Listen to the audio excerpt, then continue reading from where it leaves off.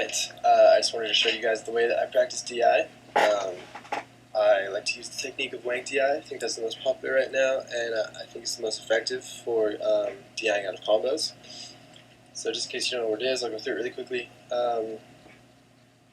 So wank DI is pretty much slide DI, which is just when you move the thumb up and down. But it uses the movement of the controller instead of in your thumb, so that you can get much more efficient. And wank DI is all about being able to move the controller up and down quickly. And if you can do that, then you can get actually really good DI. So left and right is pretty explanatory. If you want to go left, then you just hold the thumbstick all the way to the left, and sort of loosely hold the rest of the controller, and then with your right hand move up and down. And then the same thing for right DI. And I think that's pretty common that people use right now. Something I haven't seen is using wank DI for upward and downward DI. And this is essentially just smash DI over and over, but you're getting it up and down.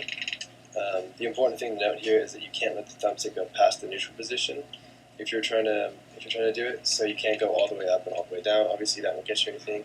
So you have to just keep it up and just go halfway up and down. I've actually found it really comfortable, but it's something I've never seen before. Maybe other people use it.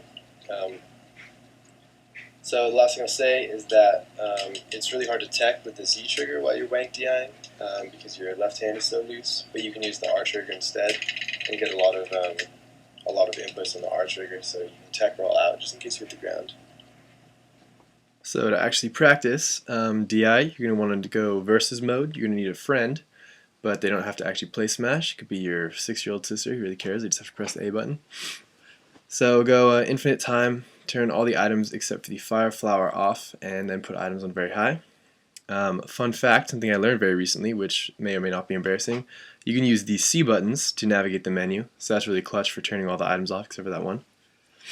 So I go on Dreamland, and what we're going to do is we're going to use the fire flower's constant damage to practice our DI, and we can practice left, right, and up DI.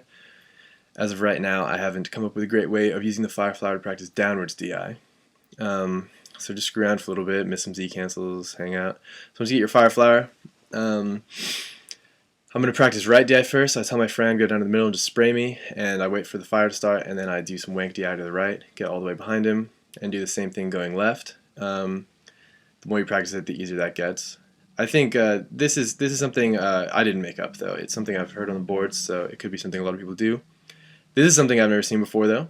You put them on this platform and you have them spray over with a fire flower, and you can jump into it.